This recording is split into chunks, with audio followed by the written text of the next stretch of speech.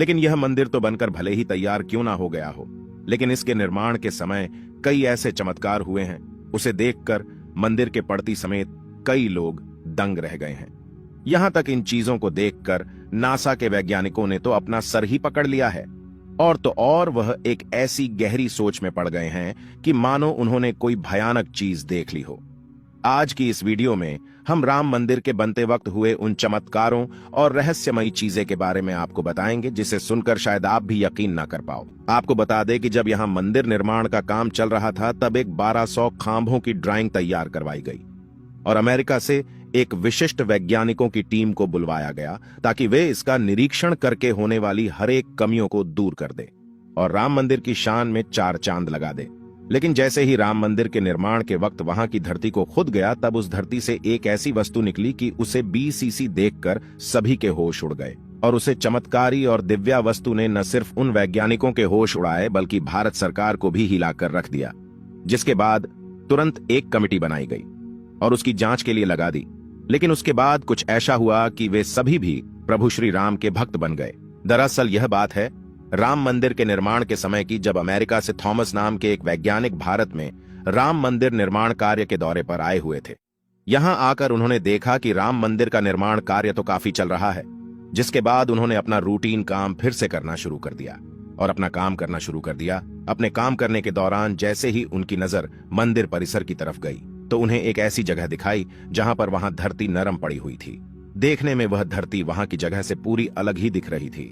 Thomas को अपनी अंतरात्मा से कुछ अलग सी प्रेरणा मिलने लगी और तुरंत थॉमस ने अपने मजदूरों को वहां की खुदाई करने को बोल दिया।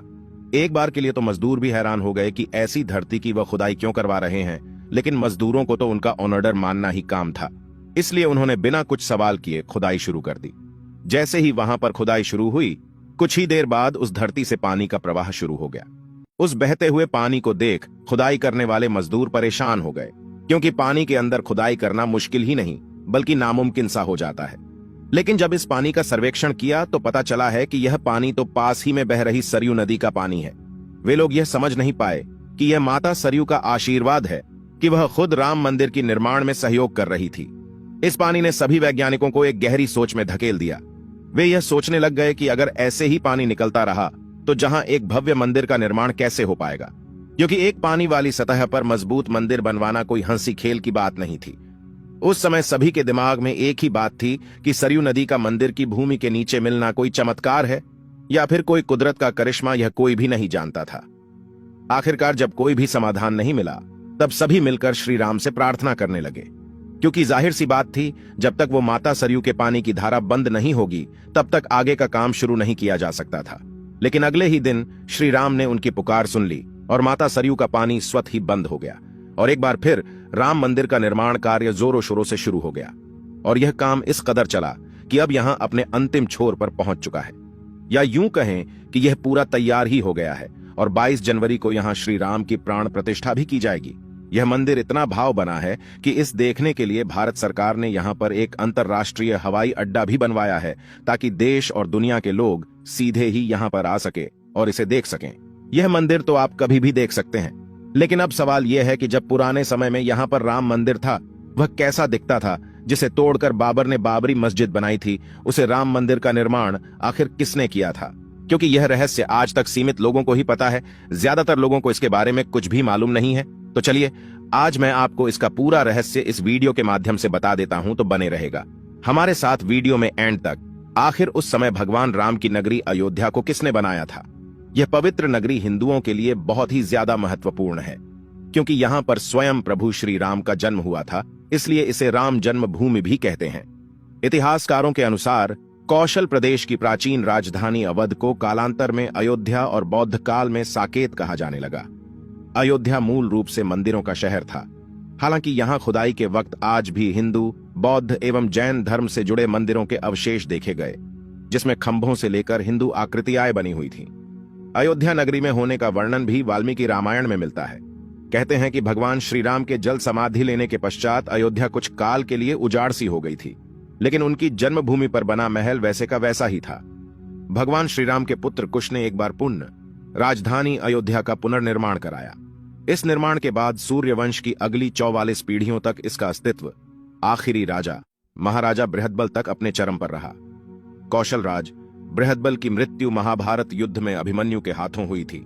महाभारत के युद्ध के बाद अयोध्या उजड़ सी हो गई, मगर श्रीराम जन्मभूमि का अस्तित्व फिर भी बना रहा।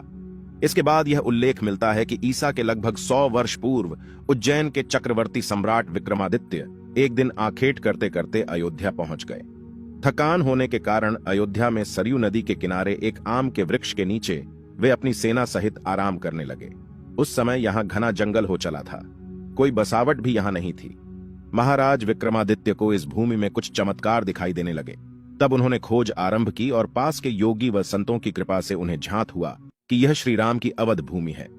उन संतों के निर्देश से सम्राट ने यहां एक भव्य मंदिर के साथ ही कूप, सरोवर, महल आदि बनवाए।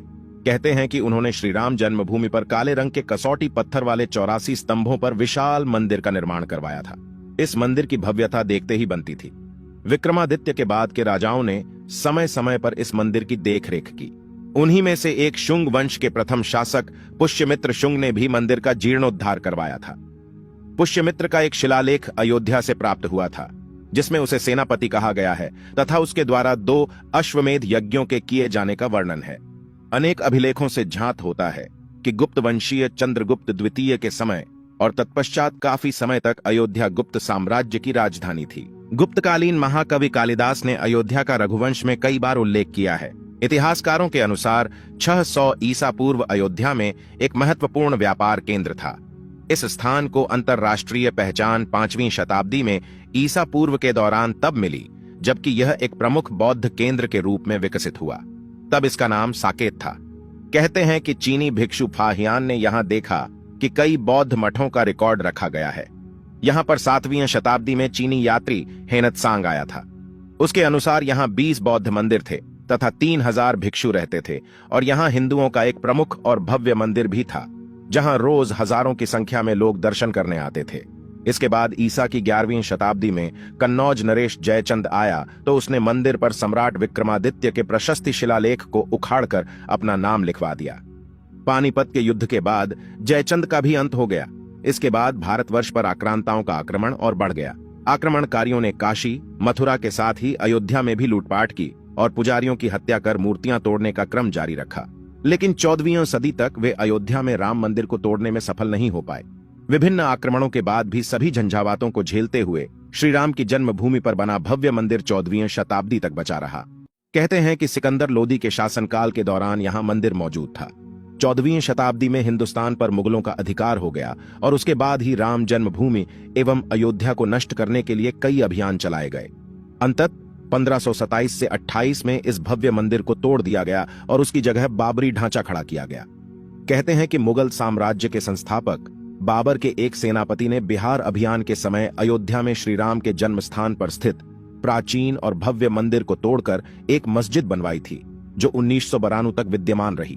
बाबरनामा के अनुसार 1528 में अयोध्या पडीडी ढाव के दौरान बाबर ने मस्जिद निर्माण का आदेश दिया था। अयोध्या में बनाई गई मस्जिद में खुदे 2 संदेशों से इसका संकेत भी मिलता है। इसमें एक खास तौर से उल्लेखनीय है। इसका सार है, जन्नत तक जिसके न्याय के चर्चे हैं, ऐसे महान शासक बाबर के आदेश पर दयालु मीर बकी ने फरिश्तों की इस जगह को मुकम्मल रूप दिया। हालांकि यह भी कहा जाता है कि अकबर और जहांगीर के शासनकाल में हिंदुओं को यह भूमि एक चबूतरे के रूप से सौंप दी गई थी, लेकिन क्रूर शासक औरंगजेब ने अपने पूर्वज बाबर के सपने को पूरा करते हुए यहां भव्य मस्जिद का निर्माण कर उसका नाम बाबरी मस्जिद रख दिया था। लेकिन अंत में बाबरी मस्जिद का भी विध्वंस कर दिया गया और इस जमीन पर कई वर्षों तक कैसे चलता रहा और अंत में यह जमीन हिंदुओं को सौंप दी गई, जिस पर आज श्री रामलाल का भव्य मंदिर बनकर तैयार हो चुका है और 22 जनवरी को यहां पर प्राण प्रतिष्ठा भी कर दी जाएगी, जिसकी भूषण ज्वेलर्स, अनमोल रिश्तों के लिए।